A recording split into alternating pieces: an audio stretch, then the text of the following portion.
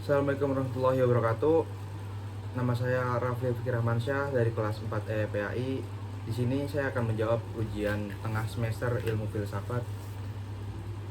Jadi untuk jawaban yang pertama, filsafat pendidikan Islam itu merupakan landasan berpikir yang dimana sangat penting dalam bentuk arah dan juga praktik pendidikan, khususnya di lembaga-lembaga seperti pesantren dan juga madrasah. Secara konseptual, filsafat pendidikan Islam berangkat dari ajaran Al-Quran dan juga hadis yang menekankan keseimbangan antara aspek intelektual, aspek spiritual, dan juga moral.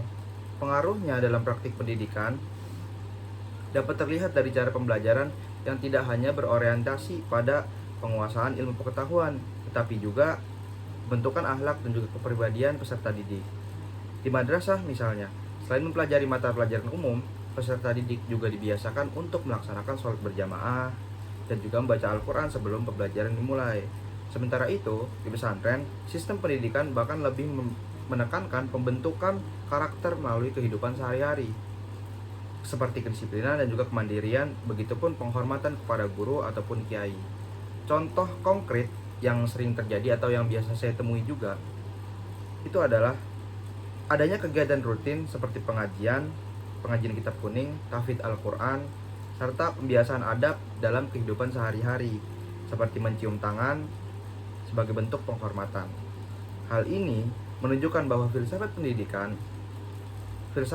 Islam benar-benar terimplementasi di dalam praktik nyata, seperti itu. Nah, dari jawaban yang pertama ini saya mengambil referensi dari Al-Atashed Muhammad Naqib tahun 1995 dalam bahasan Islam and Secularism di Kuala Lumpur Ustad, dan juga Nata Abudin tahun 2012 dalam pembahasan filsafat pendidikan Islam Jakarta Prajagrafi Persada, seperti itu. Nah, lanjut untuk jawaban pertanyaan yang kedua, itu adalah jika dibandingkan dengan filsafat Barat, antara filsafat Barat dan filsafat Islam atau filsafat Timur, filsafat Barat, terdapat perbedaan mendasar dalam hal orientasi dan juga tujuan. Filsafat pendidikan Islam berorientasi pada pembentukan manusia seutuhnya yang tidak hanya cerdas secara intelektual, tetapi juga beriman dan berakhlak mulia. Sementara itu, filsafat pendidikan Barat cenderung lebih menekankan pada rasionalitas, kebebasan individu, dan pengembangan potensi diri secara maksimal. Kelebihan filsafat pendidikan Islam terletak pada keseimbangan antara aspek duniawi dan juga ukhrawi ataupun akhirat, dan juga pada penekanan nilai moral dan juga spiritual. Namun, kekurangannya terkadang terletak pada metode pembelajaran yang masih tradisional dan juga kurang adaptif terhadap perkembangan zaman. Di sisi lain, filsafat pendidikan Barat memiliki kelebihan dalam hal inovasi, metode pembelajaran yang variatif, serta pengembangan kreativitas dan juga berpikir kritis. Akan tetapi, kelemahannya adalah kurangnya penekanan pada nilai spiritual dan juga moral yang dalam beberapa kasus dapat menyebabkan krisis moral. Nah, dalam konteks Indonesia, integrasi antara keduanya menjadi solusi yang ideal, yaitu menggabungkan nilai spiritual keislaman dengan metode pembelajaran modern. Nah, referensi perbandingan filsafat pendidikan Islam juga Barat ini saya ambil dari salah satu website Langgulung Hasan tahun 2003 di dalam pembahasan asas-asas pendidikan Islam Jakarta Pusaka Al-Husna, seperti itu. Nah, selanjutnya untuk jawaban di pertanyaan nomor 3, ruang lingkup filsafat pendidikan Islam dapat dipahami melalui beberapa hal atau dari beberapa kerangka utama, yaitu ontologi, epistemologi, dan juga aksiologi. Ontologi membahas hakikat daripada manusia, pendidikan, dan realitas yang menjadi objek pendidikan. Dalam Islam, manusia dipandang sebagai makhluk ciptaan Allah yang memiliki potensi jasmani dan juga rohani. Sedangkan epistemologi membahas sumber dan cara memperoleh ilmu, yang di dalam Islam itu segala sesuatu bersumber dari wahyu, Al-Quran, dan juga hadis, akal, serta pengalaman. Sedangkan aksiologi berkaitan dengan nilai tujuan pendidikan, yaitu membentuk manusia yang berakhlak mulia dan bermanfaat bagi masyarakat. Dalam pengembangan kurikulum pendidikan Islam, elemen-elemen yang harus diperhatikan meliputi tujuan pendidikan yang jelas,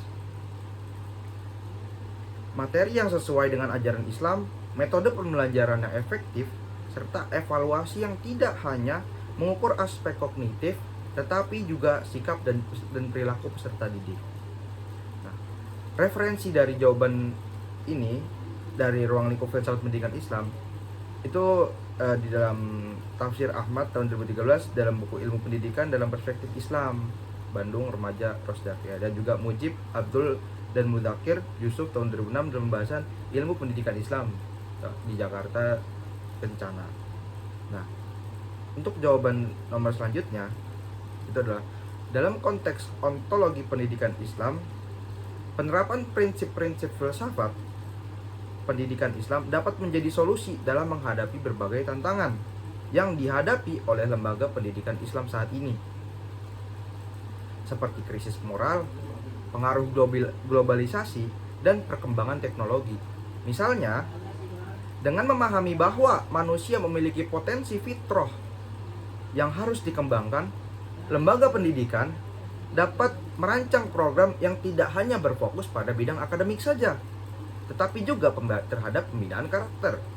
Program seperti pendidikan karakter berbasis nilai-nilai Islam, pembiasaan ibadah, serta penggunaan teknologi secara bijak dapat menjadi solusi untuk mengatasi tantangan tersebut.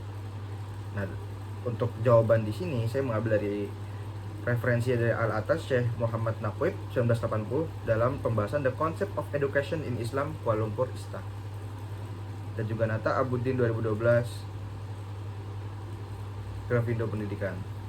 Nah, untuk pembahasan yang selanjutnya, untuk jawaban yang selanjutnya itu adalah epistemologi pendidikan Islam juga memiliki urgensi yang sangat besar dalam membentuk masyarakat yang lebih baik, dengan menempatkan wahyu sebagai sumber utama dari ilmu pengetahuannya. Pendidikan Islam dapat memberikan arah yang jelas dalam penggunaan keilmuan. Hal ini penting agar ilmu tidak disalahgunakan dan tetap berada dalam koridor nilai-nilai kebaikan. Selain itu, integrasi antara wahyu dan akal memungkinkan peserta didik untuk berpikir kritis sekaligus memiliki landasan moral yang juga kuat. Dengan demikian, epistemologi pendidikan Islam dapat menghasilkan generasi yang tidak hanya cerdas, tetapi juga bijaksana dan bertanggung jawab.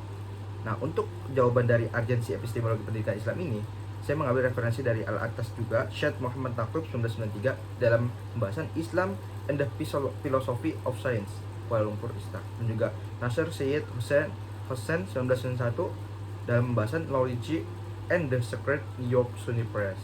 Nah,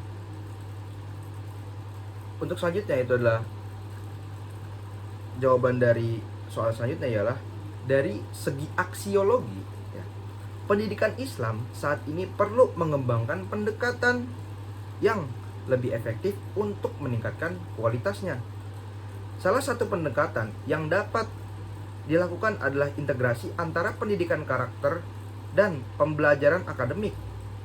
Selain itu, penggunaan metode pembelajaran aktif seperti diskusi, problem solving, dan pembelajaran berbasis project juga dapat meningkatkan keterlibatan peserta didik, keteladanan guru, karena dalam pendidikan Islam, guru tidak hanya berperan sebagai pengajar, tetapi juga sebagai teladan. Pendekatan ini efektif karena peserta didik cenderung meniru perilaku yang mereka lihat dalam kehidupan sehari-hari.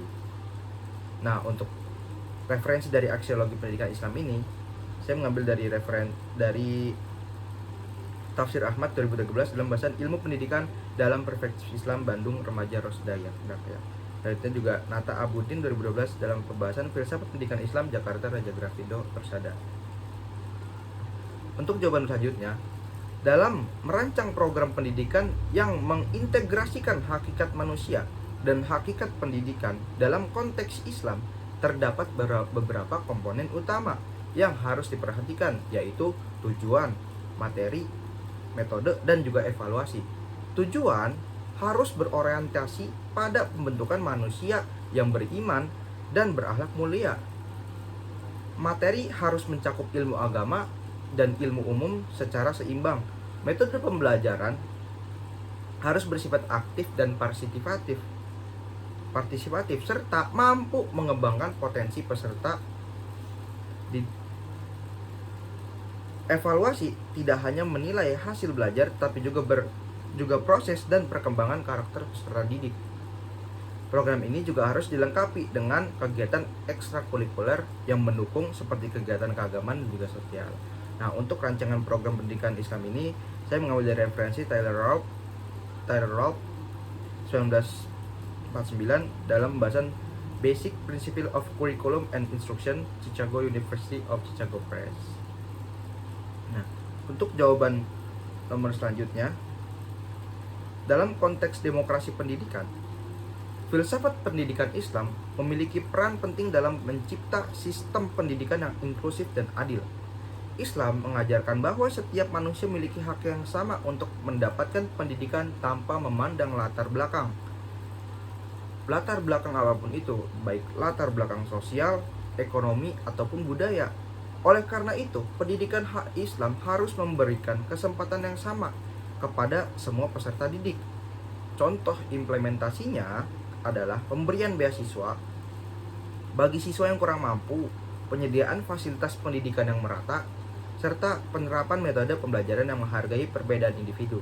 Selain itu, pendekatan yang humanis dan menghargai potensi setiap peserta didik juga merupakan bagian dari implementasi nilai-nilai Islam dalam pendidikan.